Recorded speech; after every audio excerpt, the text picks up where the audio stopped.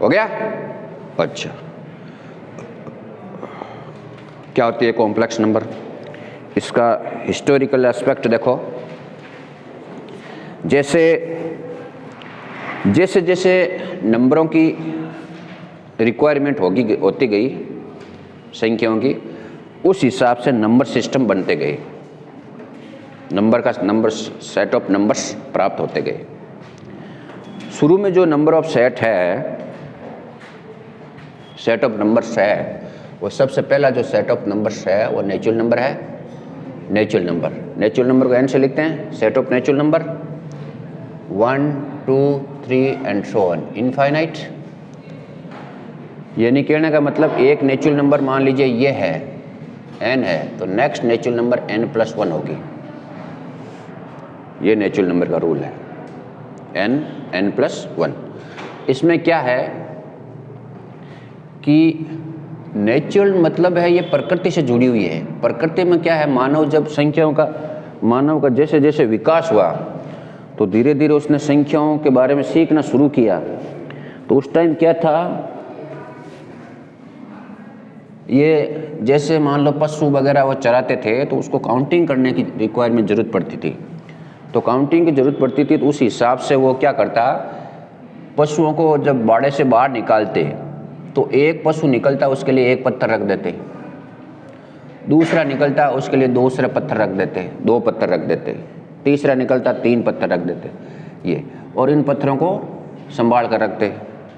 जब वो वापस आते तो उसके अकॉर्डिंग एक पशु के अकॉर्डिंग एक खुल लेता। तो ये इसको बोलते हैं 1-to-1 कोरेस्पॉन्डेंस, एक के लिए एक। तो ये नेचुरल से जुड़ी हुई है। तो शुरुआत में जो भी नंबर सिस्टम आपको जो प्राप्त हुआ वो था नेचुरल नंबर। यहाँ पर जीरो नहीं था, जीरो की खोज अभी तक नहीं हुई थी, जीरो का ज्ञान नहीं था, है ना, जीरो का नॉलेज नहीं था। चलो, अब जैसे कोई भी आपके पास समीकरण होता है x + 5 = 10, तो इसका सॉल्यूशन क्या होगा? यानी x की जगह अपन क्या रखें कि अपने पास इसको संतुष्ट हो जाए। तो ऐसे नंबरों की आवश्यकता हुई तो वो नंबर कहलाए नेचुरल नंबर। अब नेचुरल नंबर पूरे होते हैं, पॉइंटों में आधे नहीं होते हैं, ठीक है। ये एक है, एक के बाद नेचुरल नंबर नेक्स्ट होगा वो 2 होगा, पूरा फुल 1 जुड़ेगा, है ना, आधा या पॉइंटों में नहीं जुड़ते हैं। तो ये नेचुरल नंबर जैसे 1.5 ये नेचुरल नंबर में नहीं आएगा, पूरे है। अभी तक उनको दशमलव का ज्ञान नहीं था, ठीक है। एक के बाद 2, पूरा एक के बाद 2, पूरा पत्थर, ऐसा नहीं एक और आधा पत्थर रख करके उसको काउंट करते हैं, एक रोटी और आधी रोटी, ये अभी उनको नॉलेज नहीं था। एक के बाद 2 के बाद 3, यानी पूर्ण संख्या ये, इनका विभाजन नहीं है, ठीक है। हाँ, उसके बाद इसके बारे में आप क्वेश्चन पूछना चाहते हो क्या? हैं? पूछो।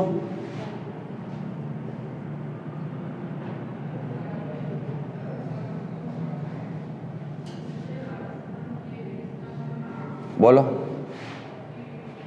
कुछ कहना चाहते हो इसके बारे में? नहीं, यहां जीरो का ज्ञान नहीं था, फिर ये 10 कैसे आ गया? हैं? हाँ, तो वही तो मैं कह रहा हूँ। तो वो तो मैं पूछ रहा हूँ आपसे कि आप कुछ पूछना चाहते हो क्या यहाँ? फिर पूछा नहीं आपने, वही तो मैं आपसे पूछना चाहता हूँ। ज्ञान नहीं था तो कौरवों के पुत्र थे 108, तो 108 कैसे लिखते वो? देखो, उस टाइम क्या था, जीरो नहीं था, ये जरूरी नहीं कि एक भी ऐसे था। वो अपने हिसाब से, सिंबल के हिसाब से, वो 10 को ऐसे जरूरी नहीं है कि वो 10 के ऐसे हिसाब से लिखते थे, उनका सिंबल कुछ और था, ठीक है। उस टाइम उसका सिंबल कुछ और था। संख्याओं को अरेंज करने में, इनको नंबर देने में बहुत कई साल लगे, कई पीढ़ियाँ बीत गई, तब जाके ये हुए, कई युग बीत गए, ठीक है। तो जरूरी नहीं है कि वो जो है 10 को 1 और 0 लिखते थे, कोई चित्र शैली होगी, कोई और दूसरा सिंबल होगा, है ना। तो उस हिसाब से ये था। ठीक है, और ये भी जरूरी नहीं है कि उसको एक को ये ऐसे लिखते, दो को ऐसे लिखते, तीन को ऐसे लिखते। अब जो 1 2 3 है वो उस हिसाब से पहले जो 1 2 3 थे वो ये है।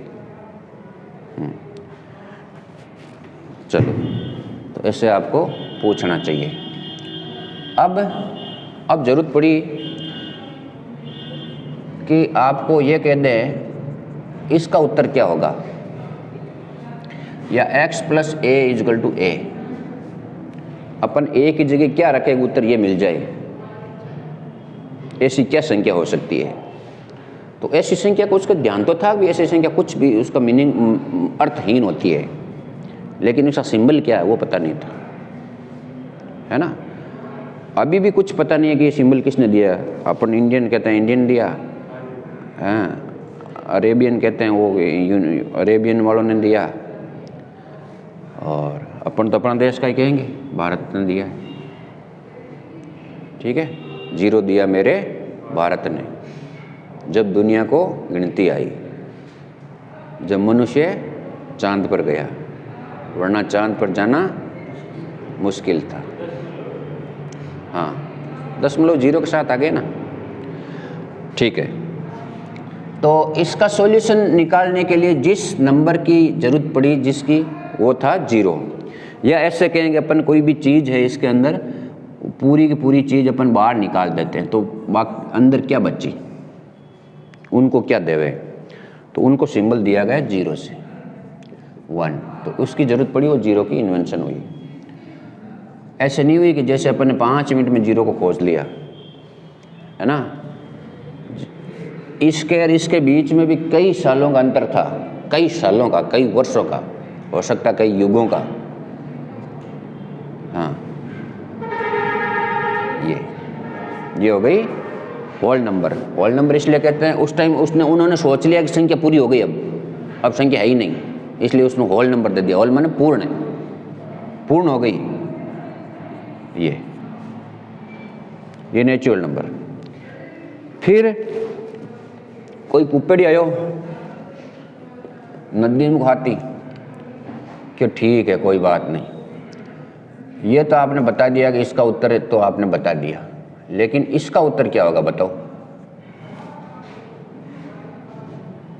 तो इसको सॉल्यूशन देने के लिए यानी 5 में क्या जोड़ेगा उत्तर 2 आ जाए, तो पॉजिटिव नंबर तो संभव नहीं है, तो नेगेटिव संख्याओं का विचार आया कि इसमें से कुछ संख्याएं ऐसी होगी जो 0 से भी छोटी है, तो 0 से छोटी होगी तभी तो ये कम होगी फिर उत्तर 2 आएगा, है ना। अभी तो अपन क्या कर लेते हैं फटाफट, ये लो 2 - 5 = -3, तो नेगेटिव नंबर्स की भी जरूरत पड़ी। तो नेगेटिव पॉजिटिव जो संख्या होगी उसको बोलते हैं इंटीजर। क्या बोलते हैं? पूर्णांक, आई कहते हैं, या इसको कहते हैं जेड, इंटीजर बोलते हैं। इसमें संख्या होती है 0 1 2 and so on, -1 -2 and so on. अभी भी संख्याएं जो है पूरी की पूरी है, पूर्ण है, अभी पॉइंटों में या बट्टा में नहीं है, ठीक है। n फॉर नेचुरल होता है, नेचर से संबंधित होता है, इसको natural number. w for whole number होता है, i फॉर इंटीजर होता है, या z लिखते हैं, z का मतलब होता है जहलान, ये जर्मन वर्ड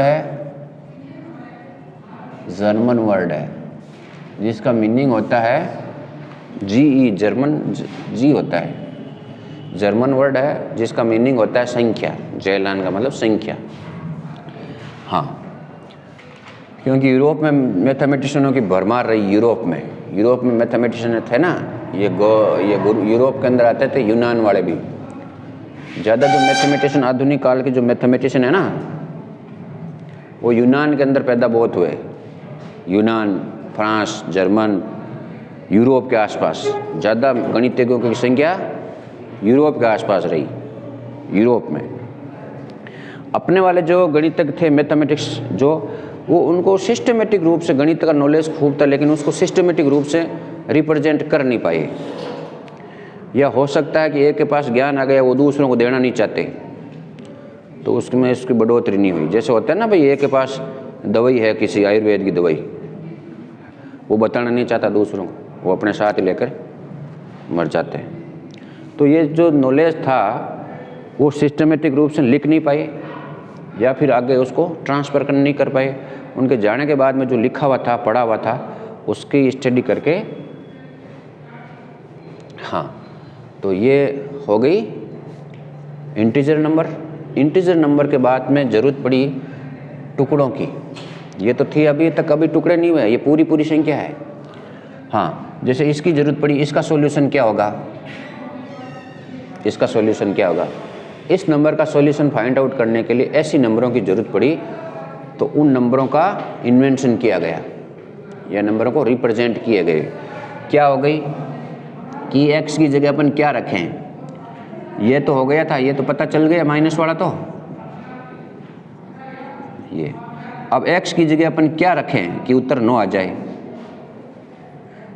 है ना, 9/2। तो बट्टा में मतलब 9/2 बट्टा भी उन्होंने दिया। अब बट्टा दिया तो उसके अकॉर्डिंग अपन ये चल रहे हैं कि उन्होंने बट्टा दिया तो अपन ने ये 9/2 ले लिया। अब हो सकता है वो उस टाइम दूसरा सिंबल दे देते, दूसरी नाम दे देते, तो उसके अकॉर्डिंग अपन चलते। अभी बट्टा का होता ही नहीं, है ना। ये तो इसके लिए, या फिर ऐसा हो गया कोई भी आपको कोई पार्ट है, उस पार्ट का डिवाइड करना है, 2 पार्ट है, 3 पार्ट है, 4 पार्ट में डिवाइड करना है, तो इसका वैल्यू क्या होगी। उस वैल्यू को, जैसे इस ये मान लो 100 है, या मान लीजिए 100 बीघा ज़मीन है, 5 पुत्रों में बांटनी है, तो कैसे बांटेंगे, 100 के 5 टुकड़े करेंगे, 100 में 5 को डिवाइड करेंगे। तो ऐसी नंबर की जब जरूरत पड़ी तो मिली रैशनल नंबर। रैशनल नंबर को लिखते हैं क्यू से। क्यू जो वर्ड है वो क्वोशेंट से मिलता है। क्यू वर्ड कहाँ से मिलता है, क्वोशेंट। क्वोशेंट का मतलब होता है जो भाग से संबंधित होते हैं ना, क्वोशेंट, भिन्न भाग। तो इसका मतलब होता है the number which can be written in P/Q where P and Q belongs to I but Q is not equal to 0. Such type numbers are known as rational number. परिमेय संख्याएं, इसको क्या बोलते हैं, रैशनल नंबर, या इसको कहेंगे परिमेय संख्याएं, परिमेय संख्या। इसको प्राकृत संख्या कहते हैं, ये हिंदी में प्राकृत, इसको पूर्ण, इसको पूर्णांक, ये भी पूर्णांक, ये हो गई परिमेय, रैशनल नंबर। ये वर्ड है क्वोशेंट से, QUOTIENT, ये इससे लिया गया क्वोशेंट से। हाँ, बट्टा के कारण ये होगी परिमेय।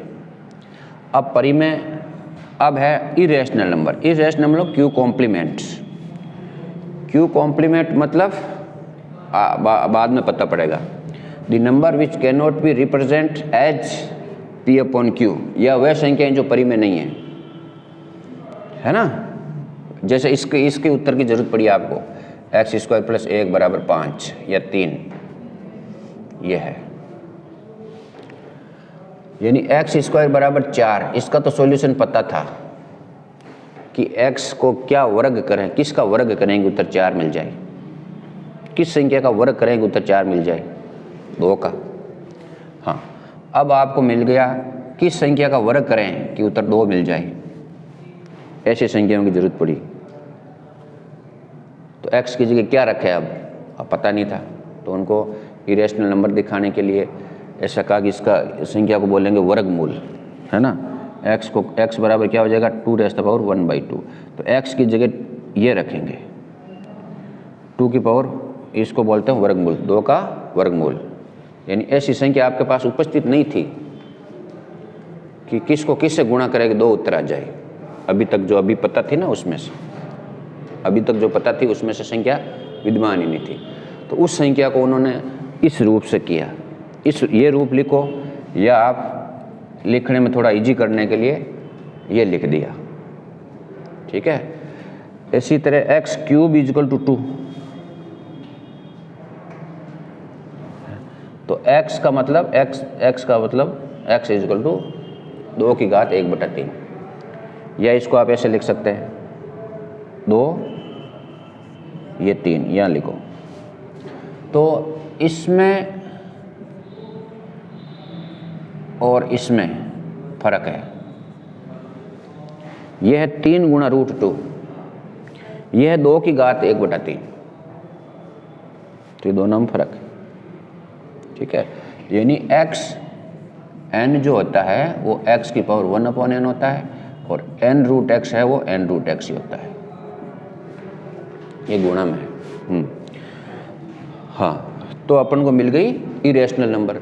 इरेशनल नंबर क्या है, क्या किस कहते हैं? जो परिमेय नहीं है। The number which are not rational, the number which cannot be written in the form of p upon q, where p and q, where is duster? The number which cannot be written in the form of p upon q, the number which cannot be written in the form of p over q, where p and q belongs to I and q is not equal to 0, is called irrational number, अपरिमेय संख्याएं।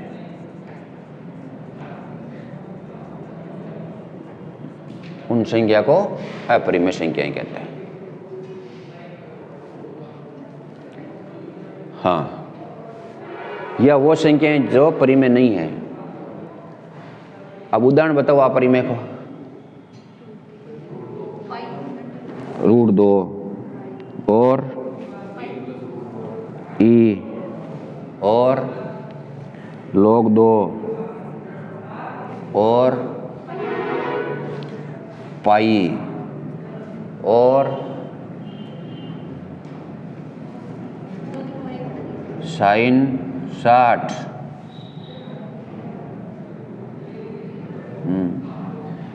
हाँ, 32 की power 1/5, ये परिमेय है, ये अपरिमेय है, ये परिमेय है।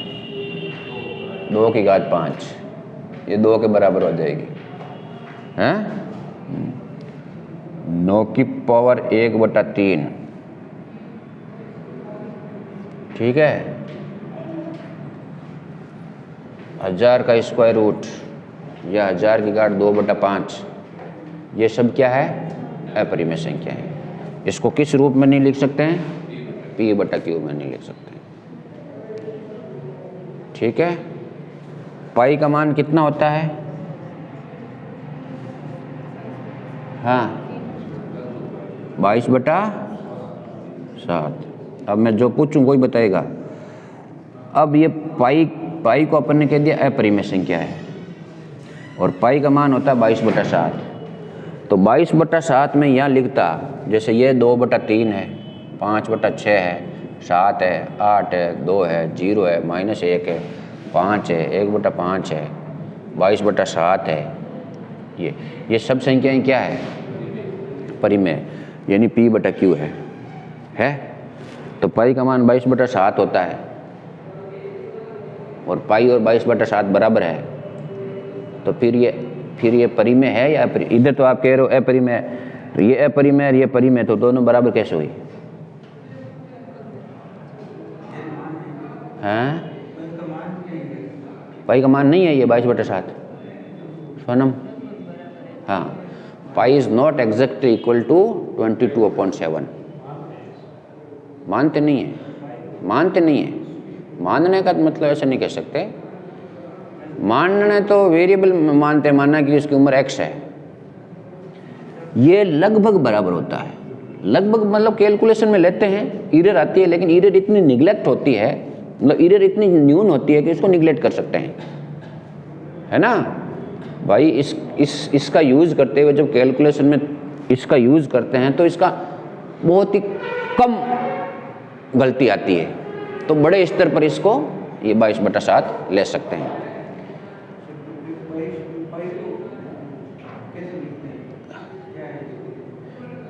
पाई है क्या?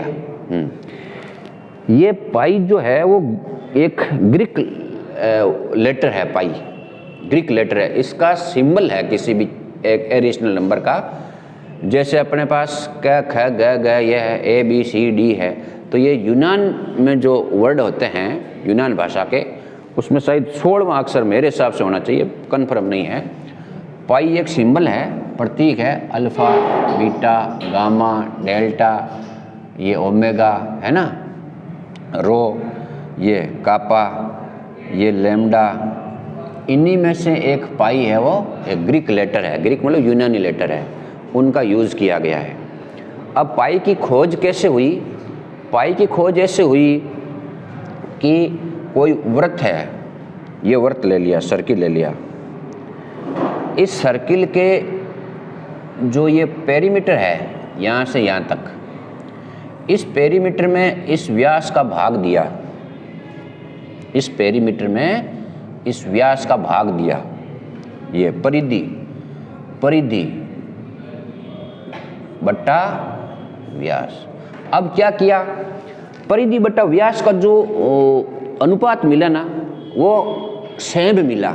चाहे ये वर्त लिया, इस वर्त में परिधि बट्टा व्यास करो, इसमें करो, इसमें करो, इसमें करो, बहुत सारे अपने वर्त ले लिए। ये जैसे अपने पास धागा ले लिया, धागे से वर्त बना लिया, या ये धागे से वर्त बना लिया, इसको काट दिया, ये कर लिया, इसकी लंबाई नाप ली, और ये व्यास है, इसकी लंबाई नाप ली, इस लंबाई में इस लंबाई का भाग दिया, तो लगभग क्या आया? 22/7 आया, कभी 21/7 आया, है ना, कभी 23/8 आया, नहीं हाँ 23/8 आया। यानी इसका जो उत्तर है लगभग 1.1415 के आसपास मिला आपको। किसका? परिधि बटा ये परिधि, इसका परिधि इसका व्यास, इसकी परिधि इसका व्यास ये मिला, इसकी परिधि इसका व्यास ये मिला, इसकी परिधि इसका व्यास ये मिला, इसकी परिधि इसका व्यास ये मिला। यानी परिधि में व्यास का भाग दिया, चाहे त्रिभुज चाहे वृत्त कितने ही रेडियस का बड़ा हो, हमेशा आपको कांस्टेंट मिलेगा, रेशियो, अनुपात। वो अनुपात मिलेगा लगभग, उस अनुपात का नाम दिया गया पाई। उस अनुपात का नाम क्या दिया गया? पाई। तो परिधि जो थी, परिधि बट्टा व्यास, इसका नाम दे दिया पाई। अब परिधि कितनी, परिधि बट्टा व्यास हो गए, त्रिज्या आर है तो 2r हो गई, इक्वल टू पाई। तो परिधि कितनी हो गई अपने पास? 2πr, ये परिधि हो गई। ये अब परिधि मिली आपको, 2πr मिली। ऐसा नहीं है कि यहाँ परिधि बटा व्यास करने पर ये पाई आता है, ऐसा नहीं है। आप यहाँ परिधि पहले पाई मिली तभी तो 2πr मिली आपको। पहले आप जानते थे 2πr बटा 2r, ये पाई मिला, तो पहले इसका मतलब आप पहले जानते थे पाई को। परिधि के अंदर व्यास का भाग देने पर जो आपको रेशियो मिलता है, जो कांस्टेंट रेशियो मिलता है, वो है पाई। ठीक है, ये पाई है। और इस पाई का मान जो है लगभग अपन लेते हैं 22/7, लेकिन ये एग्जैक्टली 22/7 नहीं है। ठीक है, एग्जैक्ट 22/7 है ही नहीं, इसका मान एग्जैक्ट 22/7 नहीं है। तो 22/7 तो परी में है, लेकिन पाई परी में नहीं है। पाई और 22/7 आपस में बराबर नहीं होते हैं। पाई का मान लगभग 22/7 है, यानी पाई की जगह 22/7 लेते हैं, जो एरर है वो न्यून आती है, उसको निगलेक्ट कर सकते हैं। जैसे मान लीजिए आपको कह दिया कि यहाँ से अजमेर की, यहाँ से लेकर के अजमेर के बीच की जो दूरी है वो कितनी है, तो आप ये कह दिया कि 145 किलोमीटर और 1 सेंटीमीटर, 145 किलोमीटर और 1 सेंटीमीटर कह दिया। एक ऐसे सेंटीमीटर ऐसे आएगा क्या? किलोमीटर है, किलोमीटर, मीटर, मीटर, सेंटीमीटर, ये है, ये किलोमीटर प्लस 1 सेंटीमीटर। तो इस 1 सेंटीमीटर को इसकी तुलना में निगलेक्ट मानते हैं। यानी ये सेंटीमीटर कितना है? गुणा 10⁵5। भाई किलोमीटर से मीटर करोगे तो 1000 लगेगा, 1 2 3 1000, ये तो हो गया मीटर। मीटर को सेंटीमीटर में करोगे तो ये आएगा। ये इतना सेंटीमीटर की तुलना में 1 सेंटीमीटर को आप निगलेक्ट मान सकते हैं। तो ये है पाई का मतलब। ठीक है।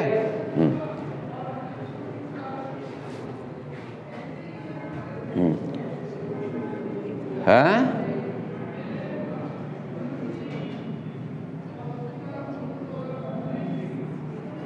यानी पाई जो है, पाई बराबर not 22/7, but pi is exactly equal to, sorry approximately equal to 22/7। हाँ,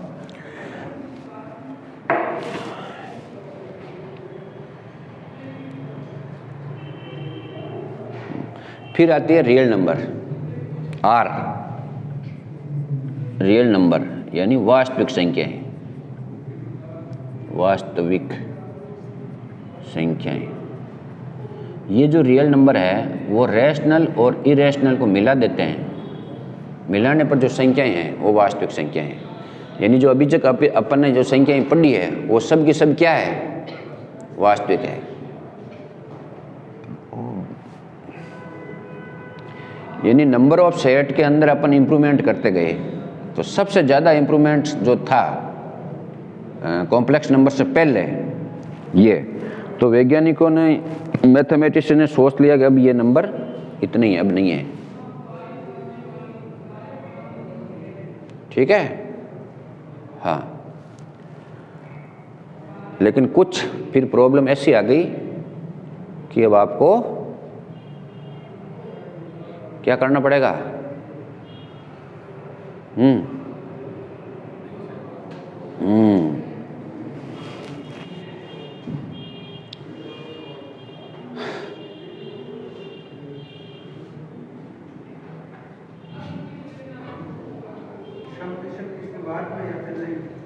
क्या सम विषम शायद इसके बाद आ गया, यहां से आ गया सम विषम अभाज्य भाज्य। अब जीरो सम है या विषम है, सम है, ना सम है ना विषम है। चलो ठीक है, साफ कर दें। हाँ देखो, अभी तक क्या था, नेचुरल नंबर थी अपने पास, तो दो ए और बी नेचुरल नंबर है, ए और बी नेचुरल नंबर है, तो इनका जोड़ भी नेचुरल नंबर होगा और इनका गुणा भी नेचुरल नंबर होगा, दो संख्याओं। हाँ एक बात और देख लो इससे पहले, ये इसका इंप्रूवमेंट है, तो ये यदि सेट पढ़ चुके हैं तो ये जो है वो इसका सुपर सेट है, अधिसमुच्चय है, और ये इसका उपसमुच्चय है। n है वो w के अंदर है, w है वो i के अंदर है, i है वो q के अंदर है, q किसके अंदर है, r के अंदर है, इसके अंदर नहीं है। q भी r के अंदर है, ये भी है r के अंदर है। ठीक है, r के अंदर है, रियल नंबर के अंदर। तो मतलब n इसका भी उपसमुच्चय है, n इसका भी उपसमुच्चय है, n इसका भी उपसमुच्चय है, w इसका भी उपसमुच्चय है, w इसका भी उपसमुच्चय है, w इसका भी उपसमुच्चय है, इसका नहीं है। नहीं, QC के अंदर तो ये वाली संख्या होगी नहीं, ये संख्याएं है ही नहीं ना, ये संख्याएं है ही नहीं QC के अंदर। तो QC का मतलब, C का मतलब कॉम्प्लीमेंट, पूरक समुच्चय। किसका पूरक समुच्चय, वास्तविक संख्याओं का। किसके रेस्पेक्ट में, इसके रेस्पेक्ट में। यानी इसका पूरक समुच्चय क्या होगा, पूरक समुच्चय होता है सार्वत्रिक समुच्चय में से वो खुद समुच्चय घटा लेते हैं, घटाने के बाद में जो संख्या मिलती है वो होती है पूरक, उसका पूरक होता है। तो इसके लिए सार्वत्रिक समुच्चय R है, R में से Q घट गई, Q चली गई,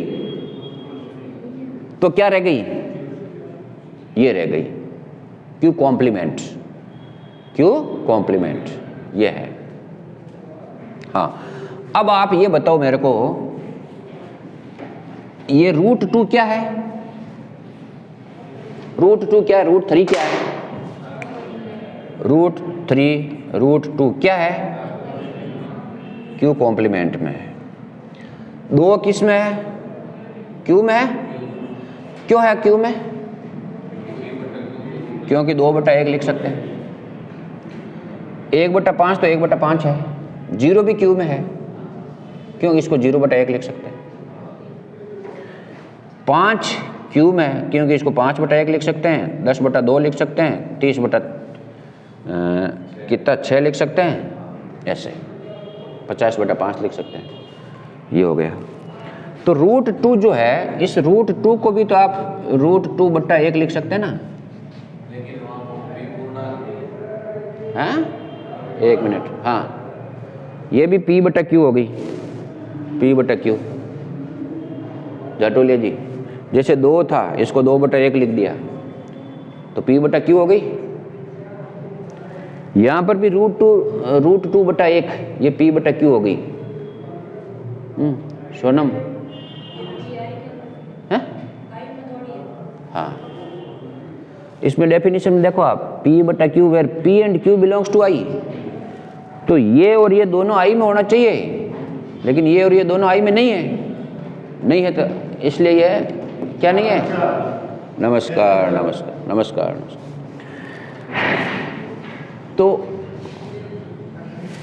तो ये जो है वो इरेशनल है, ठीक है।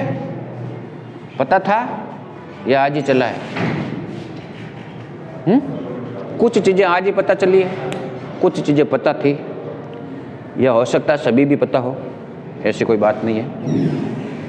हाँ, चलो नेक्स्ट। अब हाँ, अब ये था आपके पास कि ये था, मान लो A n में है, B भी n में है, तो A + B भी n में होगा, एंड A गुणा B, A B का मतलब A गुणा B, B n में है। कोई भी 2 संख्याएं ले लिया आपने, 2 संख्याओं का योग प्राकृत है, तो 2 संख्याओं का योग भी प्राकृत होगा और 2 संख्याओं का गुणा भी प्राकृत होगा। ये सब के लिए है, इसके लिए भी है, इसके लिए भी है, इसके लिए भी है। यानी A belongs to N W I Q, A and B belongs to ये, तो implies A + B and A into B both belongs to N W I Q respectively, यानी क्रमशः। But A and B belongs to Q complement, then A + B may be or may not be Q complement. It is not necessary that A and B belongs to Q complement है, then A + B must be belongs to Q complement, ये जरूरी नहीं है। For example, हाँ, very good, जैसे 2 + √2 ले लो और 3 - √2 ले लो, ये किस में किसको बिलोंग करता है? दोनों ही किसका बिलोंग करता है? Q कॉम्प्लीमेंट को, अपरिमेय को करता है, लेकिन इनकी जोड़ अपरिमेय नहीं है, इनकी जोड़ अपरिमेय नहीं है, ठीक है। हाँ, ये A ले लिया, ये B ले लिया, ये है, but A + B does not belongs to ये। और A = 2√2, B = 3√2 belongs to Q complement है, but A B = 2√2 × 3√2 = 12 does not belongs to Q complement. तो ये कोई ज़रूरी नहीं है। तो इसको बोलते हैं द्विआधारी संक्रिया, बाइनरी ऑपरेटर।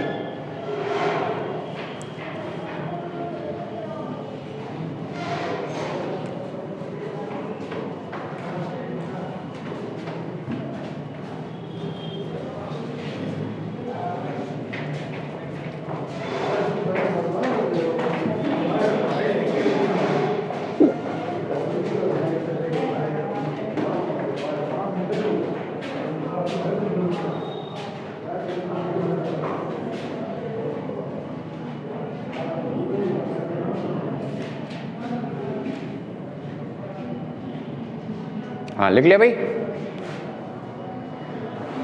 साफ कर दें। वो कौन की ओर है, साफ करने वालों।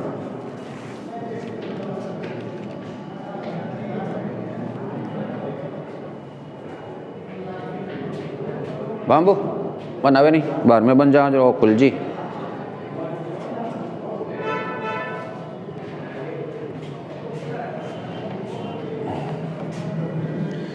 चलो ये तो हालांकि इसका भाग नहीं था, फिर भी मैंने पढ़ा दिया आपको।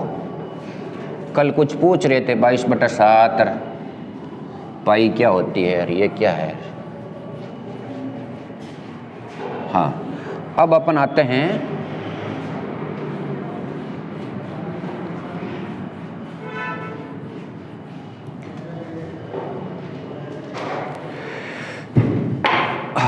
अब अपन आते हैं सम्मिश्र संख्याकन। नेक्स्ट जो अप्रोच थी, अब तक ये मान चुके थे काफ़ी ये अपने साइंटिस्ट कि नहीं सॉरी मैथमेटिशियन कि शुरू में क्या मानते थे कि नेचुरल के बाद होल नंबर प्राप्त होते, जीरो नंबर प्राप्त होते के दिए कि हो गई पूर्ण। अब यहाँ तक आते पूर्ण हो गई। अब ये 1500-1600 के आसपास, 15वीं-16वीं शताब्दी के आसपास ऐसे सवाल आने लगे कि एक तो था ये इक्वेशन, एक था ये दो इक्वेशन यही आए थे उनके सामने कि इनका सॉल्यूशन क्या होगा, इनका सॉल्यूशन क्या होगा।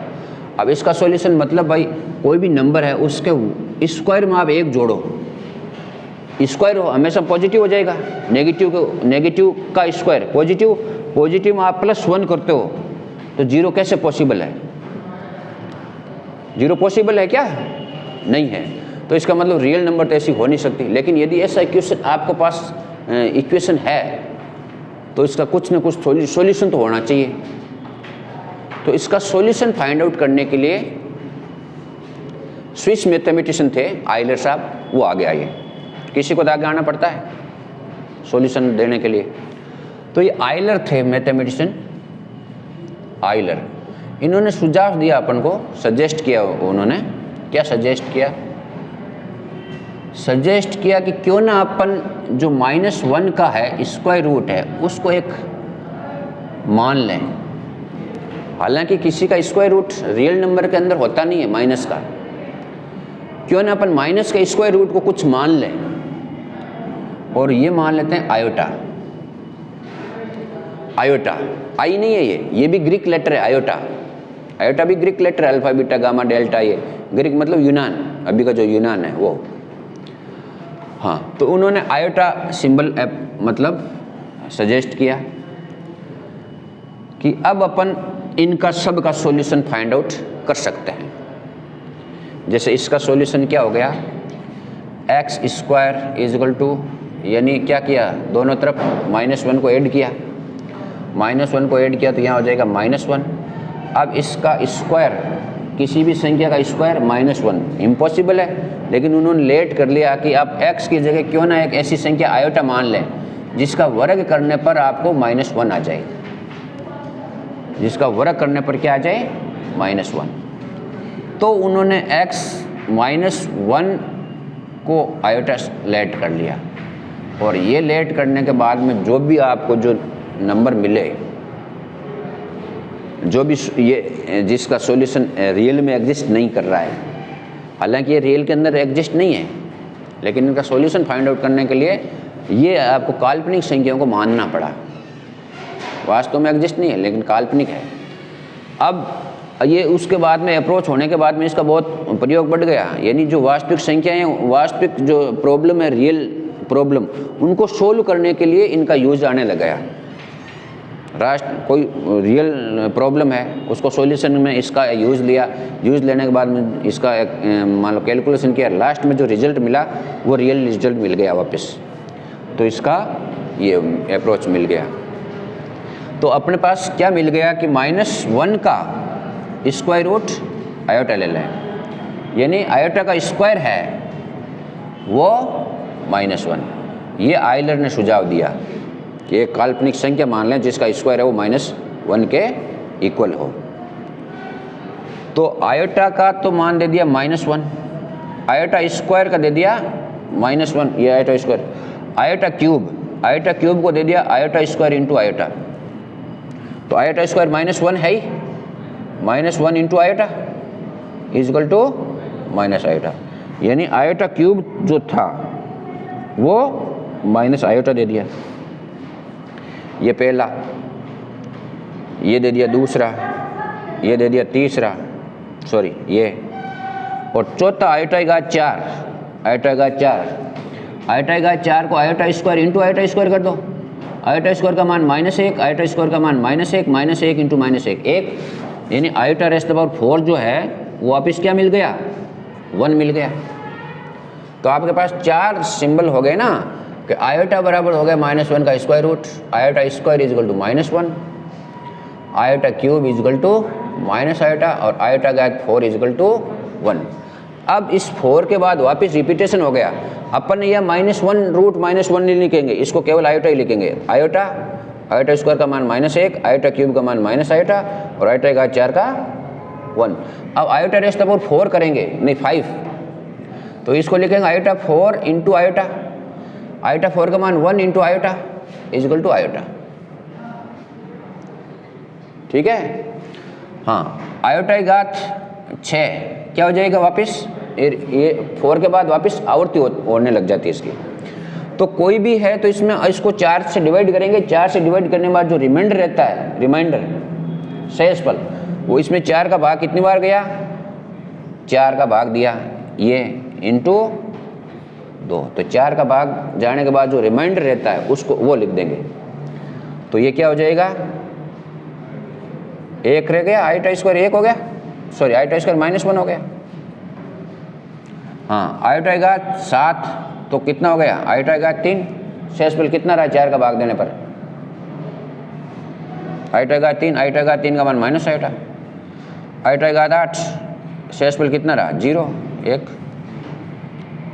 तो इस तरह से आयोटा घात आप क्या लिख दिया, जैसे मैं लिख दूँ आयोटा घात 35 है, तो अपन क्या करेंगे, इसमें 4 का भाग देंगे, कितनी बार जाएगा आयोटा का भाग, 8, 32 गुणा आयोटा घात 3, 32 3 35, इसको लिख देंगे आयोटा घात 4 का आयोटा घात 4 की घात 8 इंटू आयोटा क्यूब का मान माइनस आयोटा, ये अब आयोटा 1 की घात 8 1, तो माइनस आयोटा। अब इतना नहीं लिखेंगे अपन, सीधा क्या लिखेंगे, 4 का भाग देंगे, 4 का भाग देंगे, जो रिमाइंडर रहता है वो लिखेंगे, यानी आयोटा क्यूब लिखेंगे।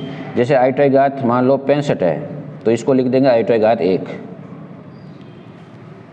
64, 16 बार गया, 16, शेषफल कितना रहा 1, तो ये हो जाएगा, ठीक है। अब कितना भी हो आयोटा घात बहुत बड़ी, तो आयोटा घात 4 इसके होंगे, आयोटा -1 माइनस आयोटा 1, तो क्या मिला आपको 1 - 1 आयोटा माइनस आयोटा, ये मिले 4 नंबर। आप इसी से पूरी कॉम्प्लेक्स नंबर रिप्रेजेंट करेंगे। और जहाँ वेर आयोटा क्या है, iota equal to square root of -1, ठीक है। अब आयोटा घात कितनी भी हो निकाल सकते हो ना आप, इन चारों में से, आयोटा घात कितनी भी निकाल सके, 1000 10,000 लाख 10 लाख कितनी भी हो। हाँ, अब एक जैसे आयोटा घात 1 आयोटा है, 1 आयोटा क्या करोगे, आयोटा से ऊपर नीचे मल्टीप्लाई कर लेंगे आप, इसको कॉन्जुगेट प्रीमेय करने करके के संयुग्मीकरण बोलते हैं। तो ये हो गया आयोटा अपॉन आयोटा स्क्वायर, तो ये क्या हो जाएगा, आयोटा है और -1, तो ये क्या हो जाएगा माइनस आयोटा, यानी 1 आयोटा जो है वो क्या है, माइनस आयोटा है।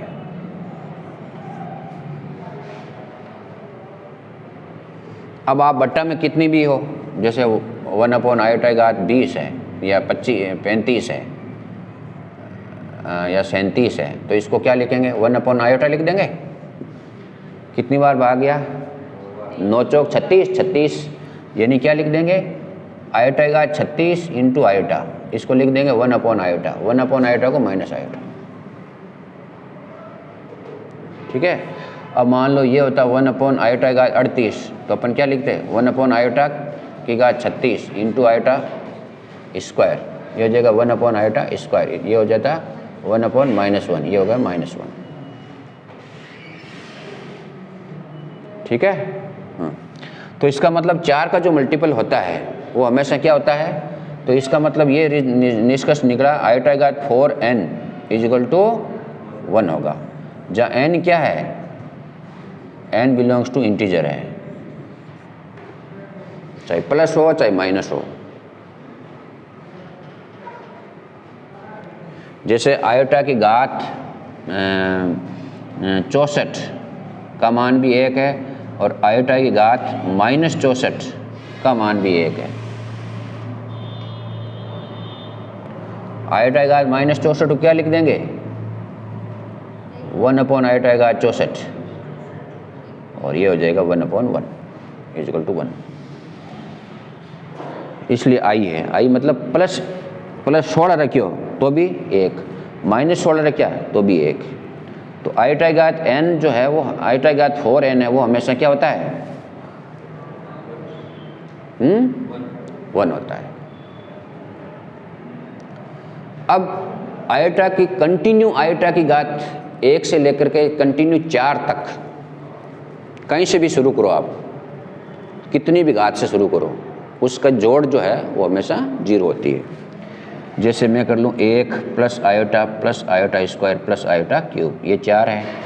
मैं शुरू कर लूँ iota square plus iota cube plus iota की घात 4 प्लस आयोटा की घात 5। मैं शुरू कर लूँ आयोटा से, iota plus iota square plus iota cube plus iota की घात 4, इन सब का मान 0 होगा। देखो क्यों होगा, ये तो 1 है ही, ये प्लस आयोटा स्क्वायर का मान -1 और आयोटा क्यूब का मान माइनस आयोटा, ये रे कैंसिल होकर बराबर 0 हो गया। ठीक है।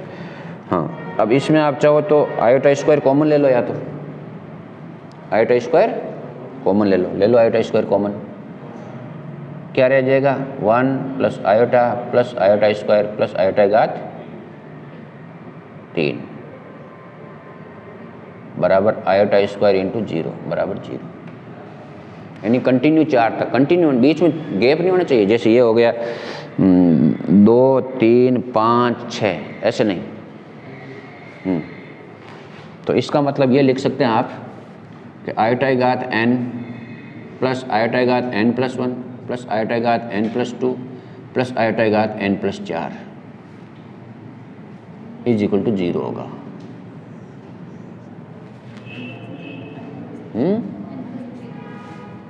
कहाँ ये, हाँ n+3। तो इसमें क्या करेंगे, आयोटा की घात n प्लस आयोटा की घात n into iota plus iota की घात n into iota square plus iota की घात n इंटू आयोटा क्यूब, ये = आयोटा की घात n एलसीएम कॉमन ले लेंगे, 1 + iota plus iota square plus iota cube, iota raise to the power n into 0 = 0, चाहे n कुछ भी हो।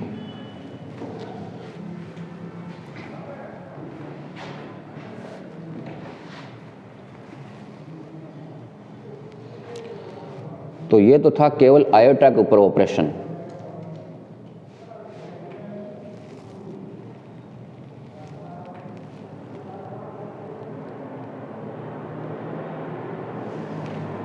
This was operation on iota. है, यू आर मुस्कुराइंग अर्चना, वाई आर यू मुस्कुराइंग, मंद मंद मुस्कान फेंकिंग, रापा चौड़ी हुई।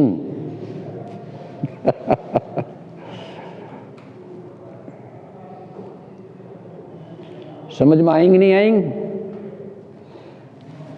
समझ में आ रहा है कि नहीं आ रहा है जांगीर साहब? हाँ, तू कहीं का एक हार्ड गल्ला पूछो सर तो काल ट्यूशन हार्ड है यान। अच्छा, पढ़ाओ तो हो रहा सवाल दोहरा दो, हाथ बात गलत है भाई। पढ़ाओ तो हो रहा, सवाल दे दोहरा। अब बात गलत है।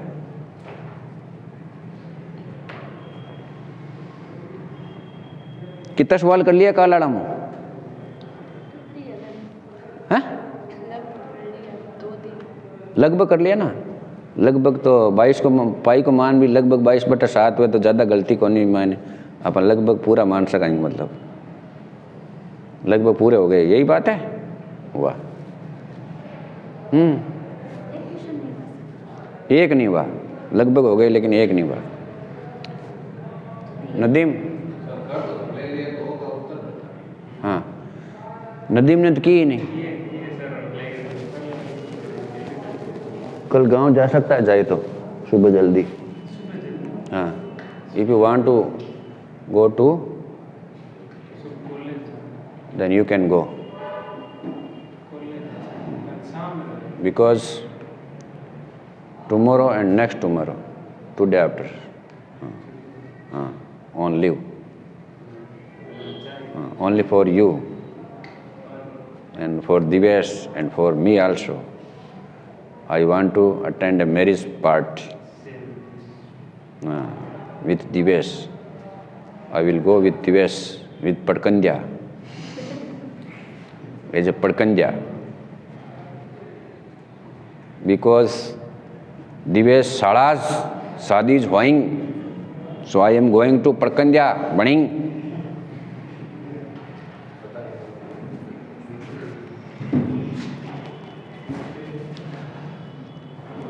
हाँ सहमति लिख लो।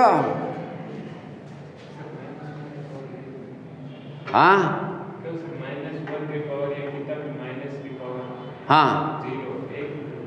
माइनस की पावर 0, हाँ एक ही हुई, क्या की पावर 0 एक ही हुई, माइनस क्यों की ले ले था जच्चे जी थारी पावर 0 लगा ना तो 0 हो जी, एक हो जी, एक क्यों हुआ बता? हाँ याद रखियोड़ है, गुरु जी बताए दिया रुआ। हाँ कुछ चीज़ें ऐसी होती है जो याद रखनी होती है, सही है। तो इनमें कहीं है साइन थीटा बराबर लंबट आधार होता है, क्यों होता है वो तो याद रखा हुआ है। हाँ क्यों होता है भाई? इसका मतलब ये है कि साइन त्रिभुज के अंदर 6 भुजाएं होती है, नहीं 3 भुजाएं होती है, 3 भुजाओं से 6 रेशो बनते हैं। 6 रेशो बनेंगे लाल बटा काका से, लंब बटा कर्ण, आधार बटा कर्ण और लंब बटा आधार, ये हो गए 3। तो ये 3 इनके उल्टे, तो इसका नाम दे दिया। जैसे तू पैदा हुआ ना तो तेरा नाम नदीम दे दिया। अब क्यों दिया?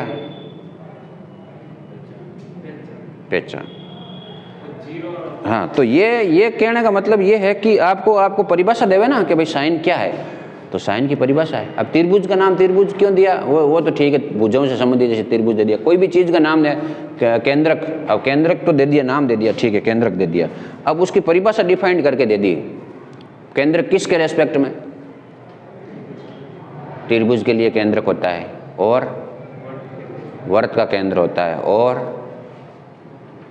कोशिका का केंद्र होता है, पता है ना कोशिका में, तो उसकी परिभाषा अलग है। वर्त वाला केंद्रक केंद्रक नहीं होता, वर्त का केंद्र होता है, केंद्र होता है। त्रिभुज का केंद्रक होता है, तो मध्यकोण का प्रतिच्छेद बिंदु को केंद्रक कहते हैं, सेंट्रोइड कहते हैं, ये है।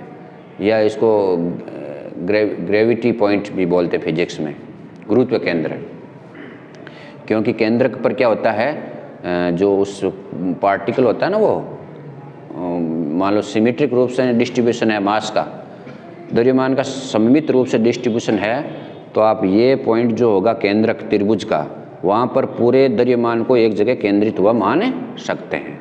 जो जड़ित आगुण वगैरह निकालते हैं ना, तो एक एज ए पॉइंट के रूप में निकाल सकते हैं। या जैसे ये त्रिभुज है और इस त्रिभुज के केंद्र के ऊपर खाडो कर दियो था पटकड़ी के ऊपर, पच इन पेन के ऊपर लगा लिए तो बहुत सिद्ध हो रहा है, ये ना अनून पड़े को नहीं पच भी नहीं घुमाओ बुलाई, ठीक है। ये मनुष्य का केंद्र कहाँ होता है? नाभि। ये वास्ते बे नटर बे घूमे ना चारों मेर खिला के नाभि मात बो एल पग उम्र पच बे चारों मेर फिरे, क्योंकि वो द्रव्यमान केंद्र है। हाँ वो जीरो तो बता दिया नहीं यार, जीरो दिया मेरे भारत ने। नहीं, हाँ, किसी की घात जीरो एक क्यों होता है? ठीक है, किसी भी संख्या में किसी भी संख्या का भाग देते हैं, उसी संख्या का, किसी भी संख्या में किसी संख्या का नहीं, किसी संख्या में उसी संख्या का भाग देते हैं, तो कितना मिलता है? हैं? थार में थारो भाग देवा कितना उतरा है?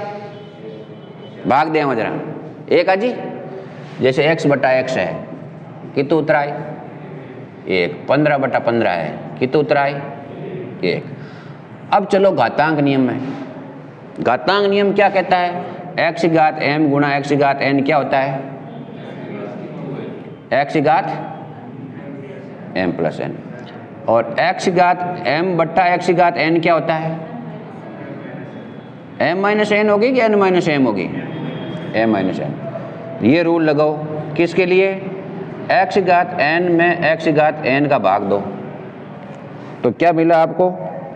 x घात n माइनस n क्या उतराया? x घात 0। अब सेम संख्या में सेम संख्या का भाग दिया, कितना उतराया? 0 आया। अरे यार, अरे यार, अरे सर यार, तो ये आ गया। तो x की घात 0 कितना हो गया? 1 हो गया। एल ना भाई, ठीक है, अब रट्टी मत ना। हाँ, टाबरा नहीं सही बताइए।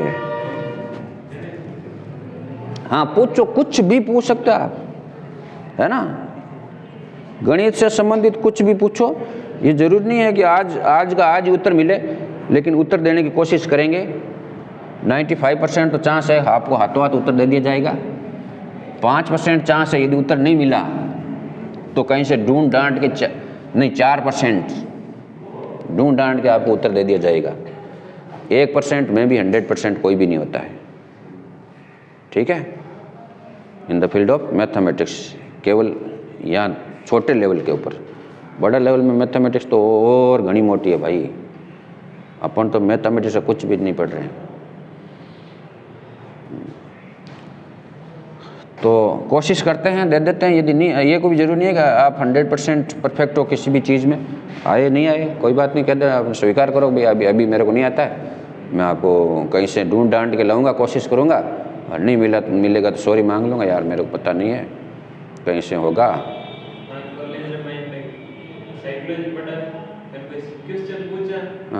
मतलब आए तो ठीक नहीं है तो पॉइंट चेंज कर बोलेंगे होते, मैं क्यों तो पॉइंट ही करनी क्या यूं कर ब्रांच करा।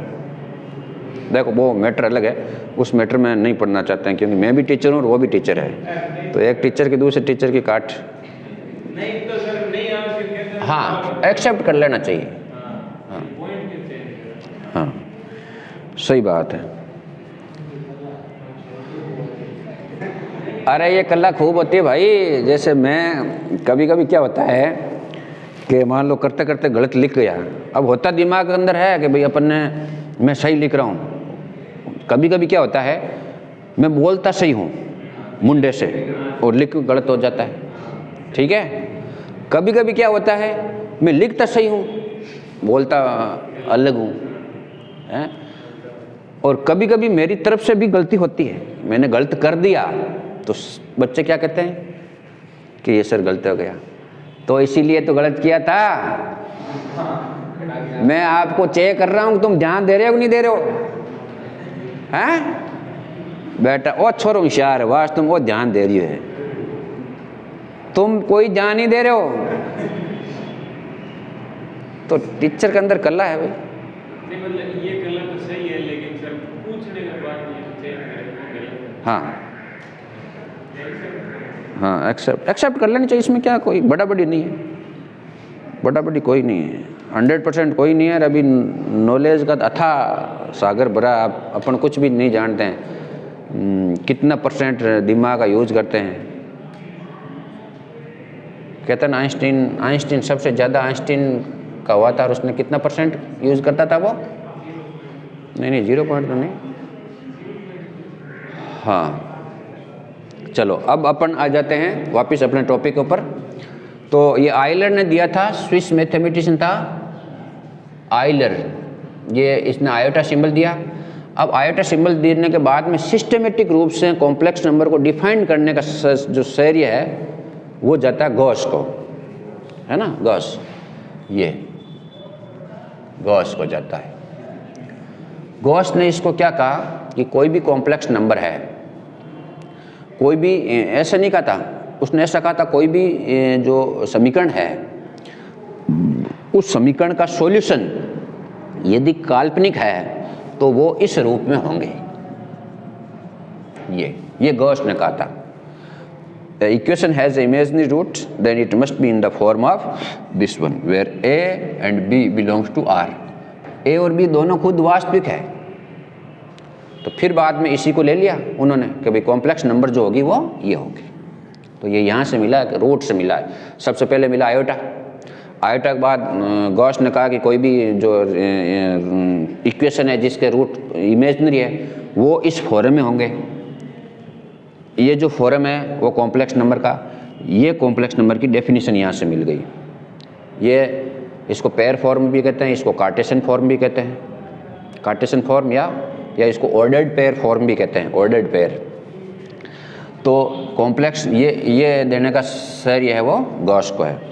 अब इसके बाद अपन ये है कि अपन डेफिनेशन देने के आगे यहाँ अब अपन दे सकते हैं नया सिस्टम, जो नंबर सिस्टम है वो डिफाइन कर सकते हैं। कॉम्प्लेक्स नंबर क्या होती है? The complex number is a set of pair A plus iota B where A and B both are belongs to R and iota is equal to -1. This set is called set of complex numbers. ठीक है, ये है। अब C भी नहीं है, जो बड़े बड़े प्रोफेसर वगैरह पढ़ाते हैं ना वो C को ऐसे लिखते हैं, R को भी ऐसे लिखते हैं, ऐसे लिखते हैं, C को ऐसे काटते हैं, वो चलन हो गया। आयोटा को J लिखते हैं,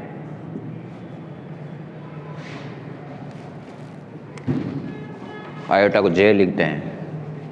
हाँ चलो, ये कॉम्प्लेक्स नंबर का परिभाषा ये लिख लो। अब जैसे अब एग्जांपल दिया अपन ने, हाँ उसने गॉस ने और क्या कहा था? गॉस ने कहा था कि यदि किसी भी इक्वेशन के रूट्स रियल है तो it means the coefficient of iota must be 0। तो आयोटा का जो गुणांक है वो 0 है, लेकिन है वो जो रूट्स किसी भी इक्वेशन के रूट्स है वो आप इस रूप में लिख सकते हैं, चाहे रियल हो चाहे इमेजिनरी हो। जैसे आपके पास इसका उत्तर x² - 5x + 6 = 0, इसके जो इक्वेशन के जो सॉल्यूशन है वो 2 and 3 है।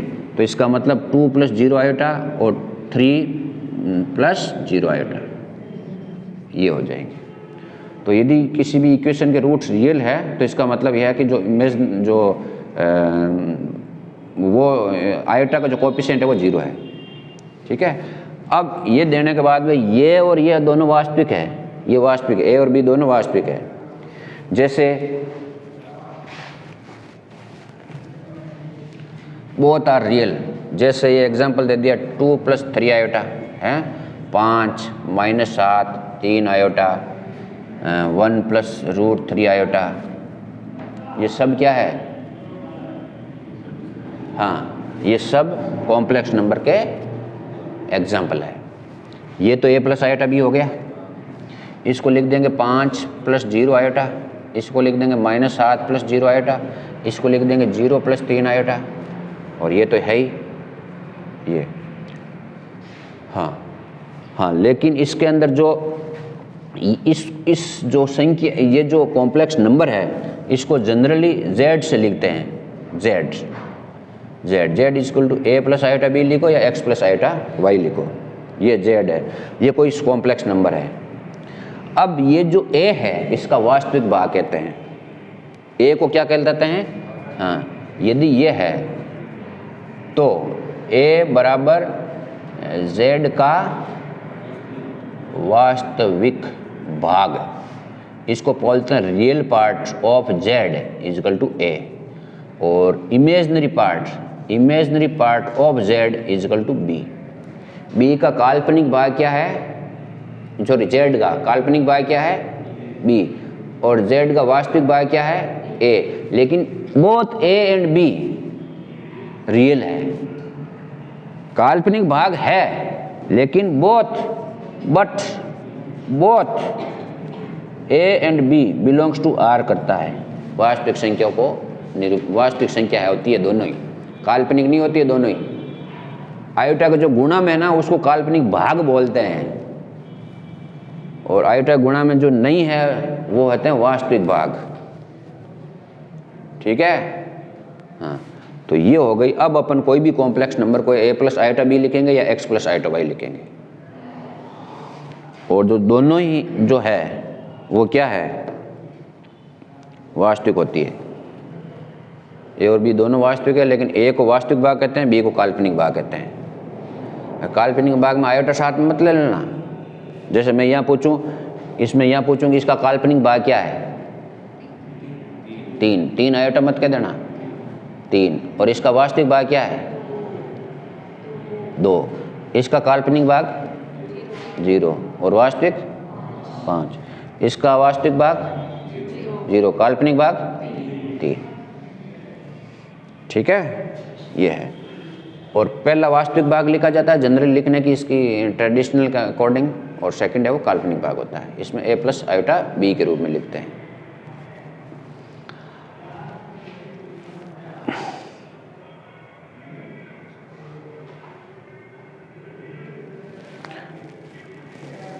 अब इसमें कोई भी कॉम्प्लेक्स नंबर क्रमागत रूप में नहीं होती है कि इसके बाद अगली नेक्स्ट कॉम्प्लेक्स नंबर क्या होगी, ऐसे नहीं होता है। कोई भी कॉम्प्लेक्स नंबर एक दूसरे से छोटी बड़ी नहीं होती, यानी कंपैरिजन आप नहीं कर सकते हैं कॉम्प्लेक्स नंबर का कंपैरिजन नहीं कर सकते। जैसे 2 + 3 आयोटा और ये 4 + 5 आयोटा है, इसको Z1 कह दिया और इसको Z2 कह दिया, तो इसको आप ऐसे नहीं कह सकते हैं कि Z2 है वो बड़ा है Z1 से, कंपैरिजन नहीं होगा कभी भी, छोटा बड़ा कंपैरिजन नहीं होता है, ए के बाद एक नहीं आती है। ठीक है, लिख लिया? नहीं लिखा? लिखो। ये था इसकी परिभाषा। ये लिखो रियल भाग और वास्तविक भाग, नहीं काल्पनिक भाग, इमेजिनरी पार्ट।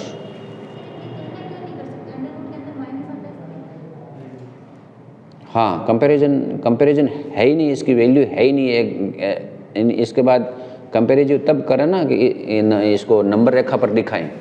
ये नंबर रेखा पर दिखा नहीं सकते इसको कहाँ दिखाते हैं? ये क्या है,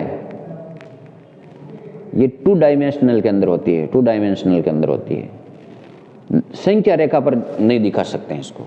संख्या रेखा पर दिखाए ना तो आप छोटा और बड़ा कह सकते हैं। यानी जैसे 5 है, 7 है, 9 है, √2 है, इसको आप संख्या रेखा पर दिखा सकते हैं। तो संख्या रेखा पर ये तो हो गया 0, ये हो जाएगा इधर और ये हो जाएगा इधर। तो जैसे जैसे इधर जाएगी वो संख्या बड़ी होती जाएगी।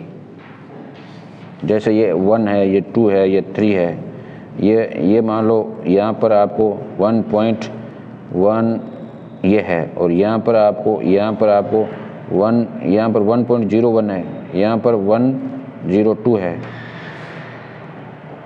तो ये आगे हो गई संख्या रेखा। अब इसको संख्या रेखा पर नहीं दिखा सकते हैं, इसको दिखाएंगे कहाँ? कॉम्प्लेक्स में, कॉम्प्लेक्स प्लेन में, जिसको आर्जेंट प्लेन बोलते हैं। आर्जेंट प्लेन, कॉम्प्लेक्स प्लेन में। अब प्लेन में छोटी बड़ी संख्या कैसे दिखाएंगे, है ना? एक बिंदु ये है, एक बिंदु ये है। अब कौन, यहाँ एक बिंदु यहाँ आ गया, एक बिंदु यहाँ आ गया, निर्देशांक, ये जो निर्देशांक हो गया, पॉइंट का निर्देशांक। आप कह सकते हैं कि 2, 3 ये है, ये ए का है, ये बी का निर्देशांक 3, 5 है। आप कह सकते हैं कि बी ए से बड़ा है। ये तो पोजीशन को बताता है। ये क्या बताता है? पोजीशन को, इसका एड्रेस बताता है। ये कहाँ रहता है, अब एड्रेस बताता है। अब आप कहोगे कि ये तो है ए और ये है बी, ठीक है, ये इसके रेस्पेक्ट में एड्रेस है 2, 3, और इसके रेस्पेक्ट में x का 3 और y का 5, ये 3, 5 है। अब मैं पोस्ट ऑफिस को यहाँ बना दूँ, फिर पोस्ट ऑफिस यहाँ आ जाए, तो इसके रेस में वो कन्ने है और दूर है, तो मतलब वो छोटो ही और बड़ो ही अनोहार है और आंतरो है ना। ये कंपैरिजन नहीं होता कॉम्प्लेक्स नंबर का। साफ कर दें। हाँ, अब एक और मतलब इंटरेस्टिंग रिजल्ट देखो आप, बहुत ही इंटरेस्टिंग रिजल्ट देखो। √2 × √3 क्या होता है? √6। कैसे करते हैं? 2 × 3 को गुणा कर देते हैं तो ये √6 हो जाता है। हाँ, √a × √b क्या होता है? √a × b बराबर √ab। ध्यान रखना। हाँ, अब मैं करूं इसको -√a × -√b बराबर क्या होगा? -a × -b बराबर ab। ठीक है, फर्स्ट। सेकंड, -√a × -√b, इसका मान लिख दिया आपके a × आयोटा। √a × आयोटा, यही तो हुआ भाई। जैसे -1 का मतलब क्या है? आयोटा है। तो -4 का मतलब क्या है? 2 आयोटा। -3 मतलब क्या है? √3 आयोटा। ठीक है, ये है। हाँ, तो ये हो गया a आयोटा गुणा ये b आयोटा। क्या आ गया? ab आयोटा स्क्वायर क्या हो गया? -ab।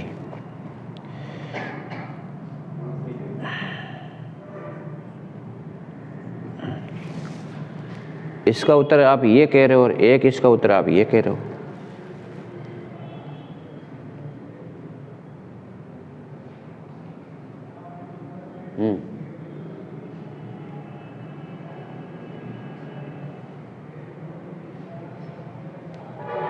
तो इसके लिए ये तभी संभव है जब स्क्वायर रूट के अंदर वाली संख्या पॉजिटिव है, तो आप ऐसे गुणा कर सकते हैं। यदि स्क्वायर रूट के अंदर वाली संख्या नेगेटिव है तो आप ऐसे गुणा नहीं करोगे, ये गलत है। ये गलत है, ऐसे गुणा करोगे आप। यानी आपको कह दिया ना -2 × -3, तो इसको आप ये 6 मत कर देना, इसको क्या करोगे? -2 × -3, या माइनस ऐसे नहीं करके आप ऐसे कह दो -4 × पहले तो इसको बताओ आप -2 × -3, पहले इसको लिखो √2 आयोटा गुणा √3 आयोटा बराबर। अब ये अंदर वाली संख्या पॉजिटिव है तो अब आप इसको √6 लिख सकते हो और आयोटा स्क्वायर। अब आप -√6, ये सही है। या जैसे लिख दिया आप 4 -4 और -9, ये तो आप ऐसे गुणा करोगे तो -4 × -9 बराबर +36, +36 का मतलब होगा 6। ये गलत है, ये सही है, ये गलत है। इसके लिए क्या करोगे? -4 और -9, इसके पहले लिखोगे 2 आयोटा, इसके लिखोगे 3 आयोटा, ये हो जाएगा 6 आयोटा स्क्वायर, ये हो जाएगा -6। ये सही है।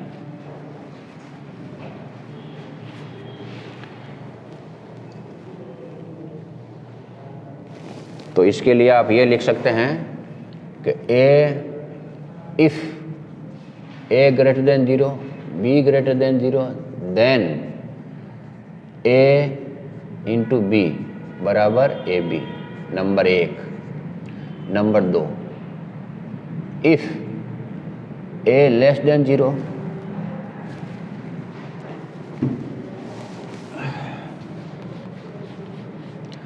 a < 0, b < 0, तो √a × √b is not equal to ab।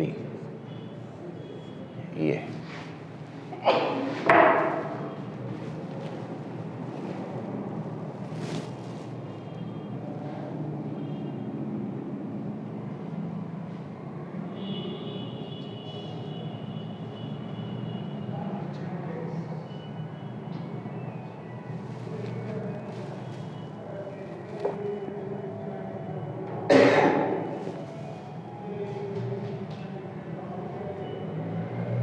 भाई नदीम कहीं हो तो तुम बैग बैग दिवेश ने कल तो पूछा नहीं थारे चश्मा कम नंबर किए गई जरा हैं एला नहीं जितनी नजर है भी कम है कहीं दिखे तो सब बराबर है ना जर तुम दिव्यांश ने कल तो पूछन बार बार मन पूछ लिया कर दो कंफ्यूजन हुआ तो कहीं दिक्कत है इम हरम हमको नहीं राखनो मैं कहीं थार जेठ लागू है जेठ तो लागू नहीं ना वाह हाल जेठ नहीं कौन गिरे बींदनिया है घूंटा में बोल दे कि छोरा थार दादा ने क्या रोटी खा ले जो अब दादा ने पूरा होनी जाए हैं दादा ने क्या रोटी खाई लेवे क्या बेटा हूँ दादो ही समझदार है बेटो भले क्यों ही मती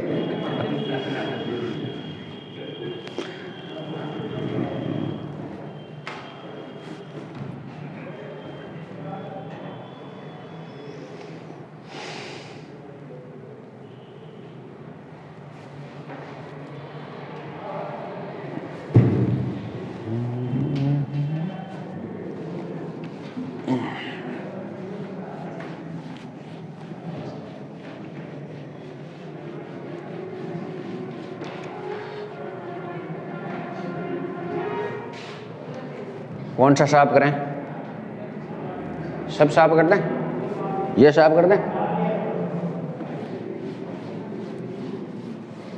अब ये अब ये और ये चलो अब आता है पॉइंट इसका नेक्स्ट पॉइंट जो है कि यदि a1 plus b1 iota is equal to a2 plus b2 iota या आयोटा b2 जो भी है दो कॉम्प्लेक्स नंबर इक्वल है कंपैरिजन है बराबर कर लिया आपने तो इसका मतलब ये हुआ रियल पार्ट के बराबर होगा एंड काल्पनिक भाग के बराबर होगा। जैसे आपको कह दिया x iota -2 plus 5 iota plus y is equal to 2 plus 3 iota हाँ हो तो एक्स और वाई याद करो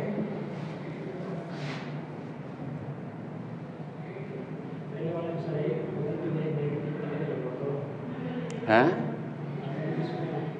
हाँ एक पॉजिटिव एक नेगेटिव के लिए आप डायरेक्ट रूल लगा सकते हैं बहुत नेगेटिव तो डायरेक्ट रूल नहीं लगेगा मल्टीप्लाई कर सकते हैं उसको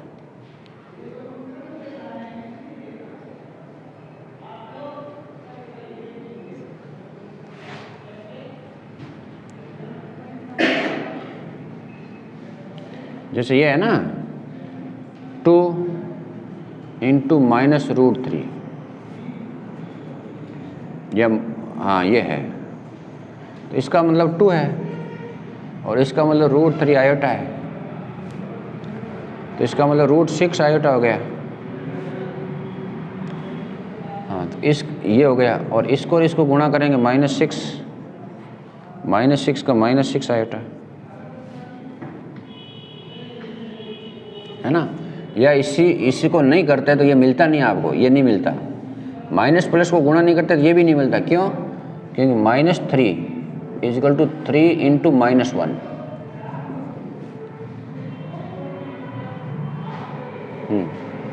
इजकल टू √3 इंटू -1 का ये